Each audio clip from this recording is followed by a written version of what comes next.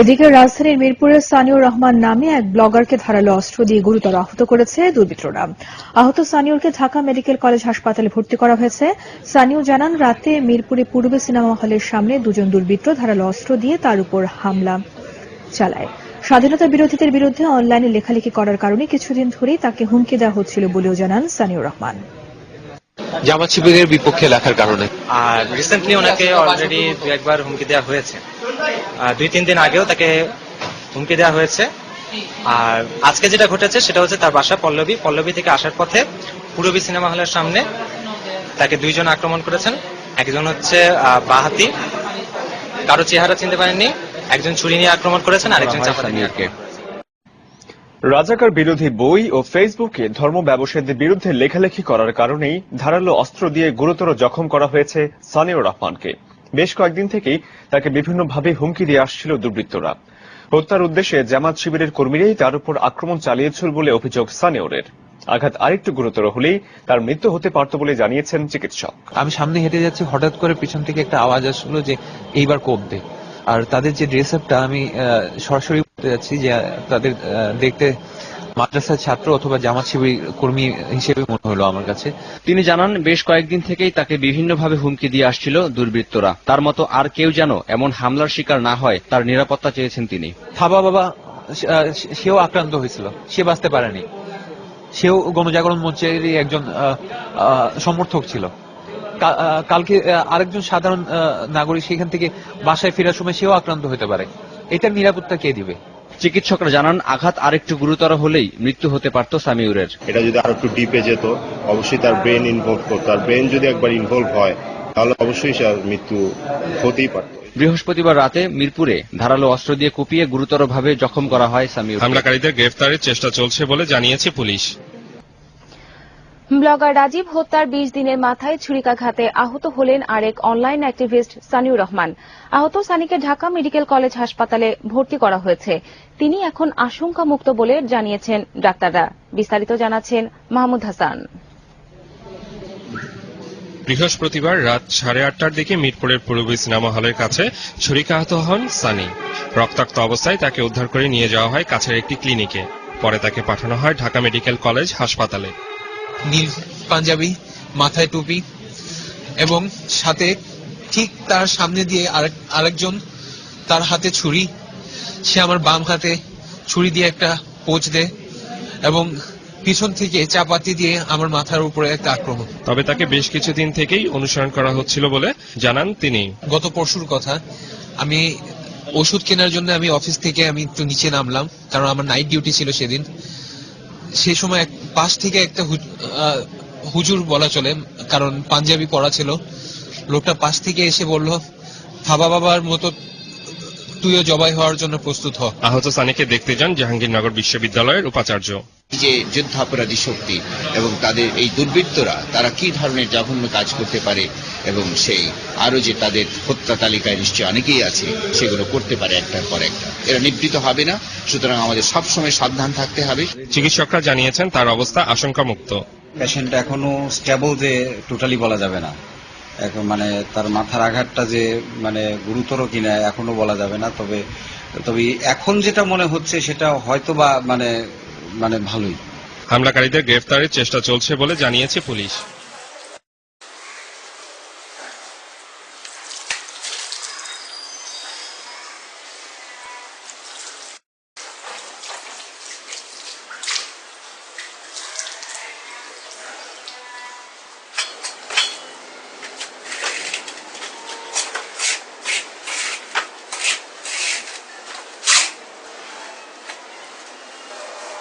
বিশ্বাসই হয় না যে আমি এখনো বেঁচে আছি। প্রতিটা দিনই মনে হয় যে আজকের দিনটাই শেষ, কালকে সূর্যটা আর দেখতে পারবো কিনা আমি জানি না। কারণ এই নিয়ে 3বার, এটা আমার সৌভাগ্য বলেন আর যাই বলেন। মৌলবাদীদের হাতে কয়েকবার আক্রমণ হয়েছে আমি। এবারও আপনি নিশ্চয়ই দেখতে পাচ্ছেন আমার মাথায়, তারপর প্লাস্টার। আমার বাম হাতটা পুরোপুরি এখন এই মুহূর্তে প্যারালাইজড। টোটাল 18টা সেলাই সারা শরীরে এখন। সবসময় আতঙ্কের মধ্যে থাকতে হয়, কখন কোন দিক থেকে আসে। এদেরকে কাউকে চেনা যায় না। শান্তির ধর্ম ইসলাম, তাকে পুঁজি করে যারা এই সন্ত্রাস জঙ্গিবাদ ছড়াচ্ছে। যে আল্লাহকে আমরা সিজদা করি আমাদের সৃষ্টিকর্তা হিসেবে, তারই নাম নিয়ে আমাকে নারায়ে তাকবীর আল্লাহু আকবার বলে আমাকে বারবার কোপান। এখনো পৃথিবীতে অনেক ভালো মানুষ আছে যারা সেই জঙ্গিবাদীদের হাত থেকে আমাকে রক্ষা করে আমাকে হাসপাতালে নিয়ে গেল। আমার এই ভয়াবহ দৃশ্য দেখে অনেকেই ভয় পেয়ে যাচ্ছিল।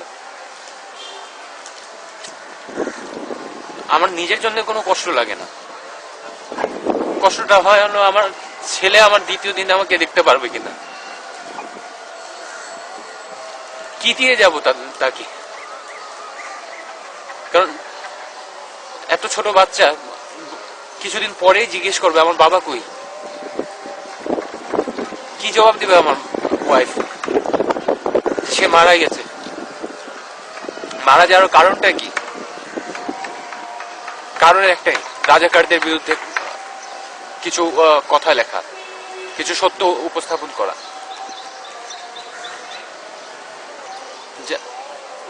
এই একটা বই লিখেছিলাম, রাজাকারের কীর্তি কথা, যেখানে আমি উল্লেখ করেছিলাম যে তার মধ্যে একটা উক্তি আমি একটু বলতে যাচ্ছি যে দেলোয়ার হোসেন সাঈদী সম্পর্কে। আমি নিজেও তার প্রচুর ভক্ত ছিলাম, তার ওয়াজ গুলো শুনে আমি নিজেও মুগ্ধ থাকতাম। কিন্তু 1996 থেকে 2001 সাল পর্যন্ত তার বক্তব্যে প্রায় শোনা যেত যে ইসলাম নারী নেতৃত্বকে হারাম করেছে। ইসলাম যদি নারী নেতৃত্বকে হালাল করতেন তবে মা ফাতেমা সর্বপ্রথম মহিলা ইমাম হইতেন।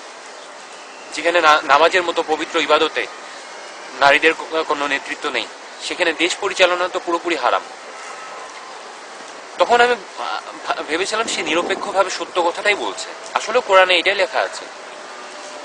কিন্তু যখন দেখলাম 2001 সালের পর সে খালেদা জিয়াকে সমর্থন করে তার আঁচল ধরে সে রাজনীতিতে জড়িয়ে পড়লো, তখনই বুঝতে পারলাম যে সে একজন ধর্ম ব্যবসায়ী, ধর্মকে পুঁজি করে সে রাজনীতি করছে। আমি তখন একটা প্রশ্ন জিজ্ঞাসা করেছিলাম যে বুঝলাম নারী নেতৃত্ব হারাম, তবে কি দেলোয়ার হোসেন সাঈদীর কাছে কি এই খালেদা জিয়া কি একজন পুরুষ বলে মনে হয়? তখন আরেকটা প্রশ্ন তাকে করে দিলাম যে যদি খালেদা জিয়া পুরুষ না হয়ে থাকে তবে নিশ্চয়ই দেলোয়ার হোসেন সাঈদী একজন মুনাফিক। এটা একটা যুক্তিসঙ্গত কথা ছিল। ঠিক আছে, এটা যদি কারো মনে আঘাত লেগে থাকে তাহলে যুক্তির বদলে যুক্তি দিয়ে আমাকে পরাজিত করত। এরকম আক্রমণ কেন আমার শরীরের উপরে? এই ধরনের লেখা শুধু আমি একা লিখিনি। আমাদের কয়েকদিন আগে আমাদের শহীদ রাজীব, সেও এই রাজাকারদের বিরুদ্ধে অনেক কথাই লিখেছিল। শেষ পরিণতিতে তার কি হলো? রাস্তায় তাকে জবাই করে হত্যা করে লাশটা ফেলে দিয়ে চলে গেল। ঠিক একই কাজ আমাকেও করতে চেয়েছে। প্রথমবার মাথায় চাপাতে দিয়ে কোপ, হাতে, বুকে, সেই সময় বেঁচে গেলাম। এটা আমার সৌভাগ্য বলা চলে। তারপর আরো একবার চেষ্টা করা হয়েছিল, সে সময় কিছু লোকের কারণে তারা সক্ষম হতে পারেনি। আমাকে অনেকেই অনেকবার প্রশ্ন করছে যে তোমার বউ আছে, তোমার বাচ্চা আছে, তোমার একটা সুন্দর একটা ফ্যামিলি আছে, একটা সুন্দর চাকরি আছে তোমার কাছে, এত সুন্দর লাইফ ছেড়ে তুমি কেন এই রাজাকারদের বিরুদ্ধে লেখালেখি করছো, কেন ঝামেলায় জড়াচ্ছ? আমি মুক্তিযুদ্ধের যে ইতিহাস সেটা আমি কখনো ভুলতে পারবো না। ওখানকার বীরাঙ্গনাদের যে কষ্ট সেটাও আমি ভুলতে পারবো না। সেই মুক্তিযুদ্ধের চেতনা থেকেই কিন্তু আমার এই সাহসটা জেগে উঠেছিল যে এই রাজাকারদের বিরুদ্ধে অবশ্যই আমার লিখতে হবে, তাদের সত্যটা উন্মোচন করতে হবে। কিন্তু তার পরিণতি আমার কি হলো?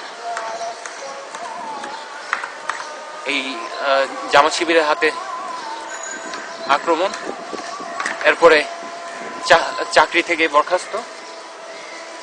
তারা বলল যে আমার মতো নাস্তিকের সাথে তারা ডিউটি করতে পারবেন। আমার কলিগরা বলছে যে সে একজন নাস্তিক।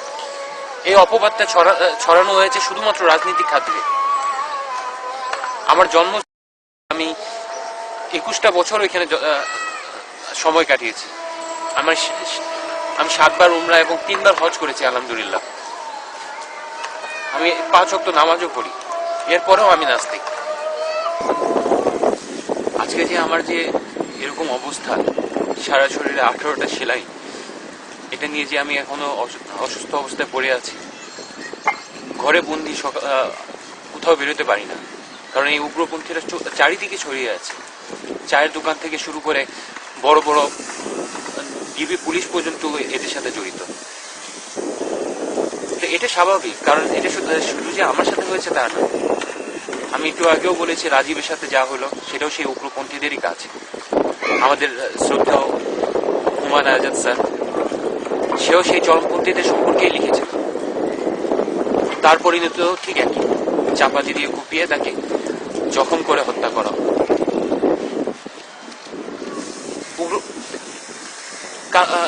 কারণ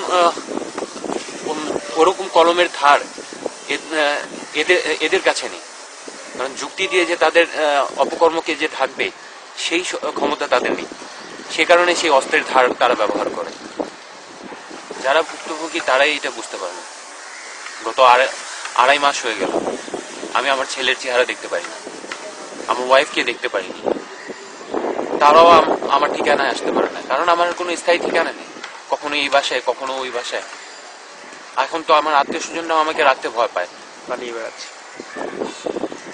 যে কখন জানি আমার কারণে তাদের উপর হামলা হয়। কারণ এরা ধর্মকে ব্যবহার করছে ঠিকই, কিন্তু এদের মধ্যে মানবিকতা বলতে কিছুই নেই। তা আমাকে হত্যা করার জন্য আমার আত্মীয় স্বজনকে অবশ্যই মারতেই পারে। এবং আল্লাহর নাম ব্যবহার করে, নারায়ে তাকবীর বলে সেদিন আমাকে চাপাতি দিয়ে কোপালো। সহ্যের বাইরে এগুলো। আর এটা নিরাপত্তা কে দেবে? আমাদের দেশে পুলিশ, তারা নিজেরাই নিরাপত্তাহীনতায় ভুগছে। আমাদের চোখের সামনে আমরা দেখছি যে কিভাবে পাথর দিয়ে মাথা থেতলে দেওয়া হচ্ছে এক একটা পুলিশকে। এরপর আমরা স্বাধীনতা অর্জন করেছিলাম একটা সুন্দর একটা রাষ্ট্র গঠন করার জন্য, কিন্তু কিছু মৌলবাদী গোষ্ঠী তারা এই দেশটাকে তালেবান বানানোর চেষ্টায় রয়েছে। গত 5ই মে শাপলা চত্বরে যে মহাসমাবেশটা ডাকলো, মহাসমাবেশে আড়ালে তারা আসলে খেলাফতি রাষ্ট্র মানুষ হত্যা করে জয় করতে চেয়েছিল। আমাদের দেশটা তো শুধুমাত্র মুসলিমদের দেশ না। আমাদের এই দেশে শুধুমাত্র যে মুসলিমরা থাকতে তা তো না, আমরা বুদ্ধ, হিন্দু, খ্রিস্টান সবাইকে নিয়ে বাঁচতে চাই। আমাদের মূল পরিচয় আমরা বাঙালি হিসেবে বাঁচতে চাই। গত 5ই মের কথা ভাবেন, হেফাজতে ইসলামের নাম করে যে মৌলবাদী গোষ্ঠীটা এসেছিল, তারা বাইতুল মুকাররমের কতগুলো দোকান তারা লুট করেছে, স্বর্ণের দোকানগুলো লুট করে, তারপর সেখানকার যত বিনিয়োগকারীগুলো ছিল তাদের রুজি রোজগার ওইখান থেকেই হতো। তাদের পুরো পরিবার তার উপর নির্ভরশীল ছিল। এইসব পরিবারকে পুরো তারা ধূলিসাৎ করে দিয়ে গেল। এরপর আমাদের পবিত্র কোরআন, সে কোরআন তারা পুরাতে ছাড়েনি, কিন্তু এই কোরআন যদি কোনো বিধর্মী যদি পুড়িয়ে থাকতো, তারা সেই সময় পুরো দেশটাকে রণক্ষেত্র বানিয়ে ফেলতো। নারায়ে তাকবীরের কতবার যে উচ্চারণ হতো তার কোনো হিসাব নেই। তাদেরকে তলোয়ারের নিচে রেখে অবশ্যই তাকে গর্দান কাটা হতো। কিন্তু এই কাজটা এই মৌলবাদী মুসলিমদের মাধ্যমে হয়েছে বলে আজ তাদের উপর কোনো কথা উঠছে না। আর তাদের বিপক্ষে যখন আমি কোনো কথা উচ্চারণ করব, আমার জিহ্বা কেটে দাও, নইলে গলা কেটে ফেলো। এটাই মৌলবাদীদের কাজ। আর এই মৌলবাদীদেরকে যারা প্রশ্রয় দিচ্ছে, তারা দেখতে পাচ্ছে না যে এই মৌলবাদীদের কারণে আমাদের সাধারণ নাগরিকদের কত ভোগান্তি হচ্ছে। আমি তো একজন তুচ্ছ মানুষ। আজকে টেকনোলজির যুগে বাশির কেল্লা নামে একটা ফেসবুক পেজ, সেখানে দেখলাম যে আমাদের জাফর ইকবাল স্যার, আমাদের শহীদ জননী জাহানারা ইমাম, এরপর আমাদের আরো যতজন বুদ্ধিজীবীরা আছে তাদের সবার ছবি ওইখানে নাস্তিক মুরতাদ ঘোষণা করে তাদের সেই কমেন্টের নিচে লেখা থাকে যে এদেরকে হত্যা করে ইমানি দায়িত্ব। আমার বেলাও ঠিক একই রকম। সানিউর রহমান একজন নাস্তিক, ইসলাম বিদ্বেষী নাস্তিক, একে হত্যা করা ইমানি দায়িত্ব, যেখানেই পাবে সেখানেই জবাই করো। সেটির প্রতিফল পাচ্ছি আমি।